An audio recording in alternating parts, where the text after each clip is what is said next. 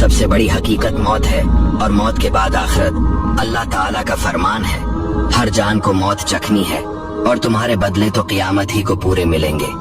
बनी इसराइल में एक मगरूर शख्स एक बंद कमरे में था। अचानक कमरे में एक शख्स दाखिल हुआ। इस मगरूर शख्स ने जोर से चिल्लाकर कहा, कौन हो? कैसे आ गए मेरे कमरे में बगैर इजाजत? तुम्हें पता नहीं मैं कौन हूँ? वो कहता है, मैं वो हो जिसे कोई रोक नहीं सकता। मुझे बादशाहों से भी इजाजत लेने की जरूरत नहीं पड़ती। मुझसे कोई नहीं बच सकता। जब इस मगरूर शख्स ने ये बातें सुनी तो उसका गुस्सा नीचे आ गया। इस शख्स ने कहा, ये तो बताएं कहीं, आप मलकल मौत तो नहीं? हजरत ने कहा, हाँ मैं मलकल मौत हो।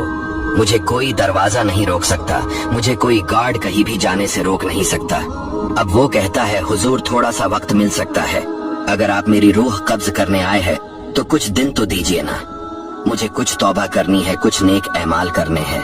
अब मलकल मौत ने फरमाया कि तुम्हारी सांसें पूरी हो चुकी है, अब तुम्हारा वक्त एंड हो चुका है।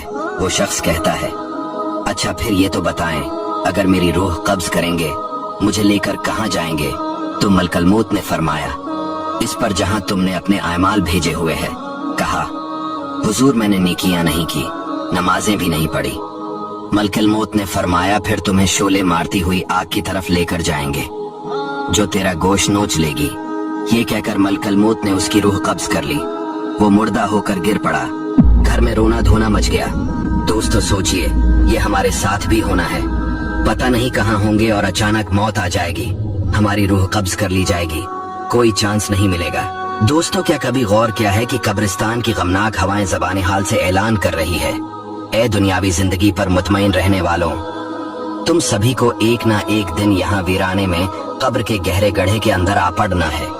याद रखें, ये कब्रें जो ऊपर से एक जैसी दिखाई देती है, जरूरी नहीं कि इनके अंदरूनी हालातें भी यकसा हो।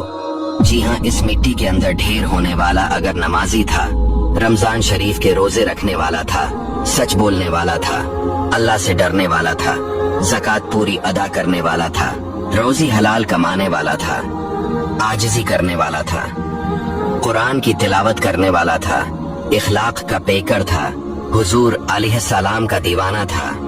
इसकी कब्र जो ऊपर से मिट्टी की छोटी सी ढेरी निमा दिखाई दे रही है, हो सकता है उसकी कब्र में जन्नत की खिड़की खुली हुई हो। इस मिट्टी के तले जन्नत का हसीन बाग मौजूद हो।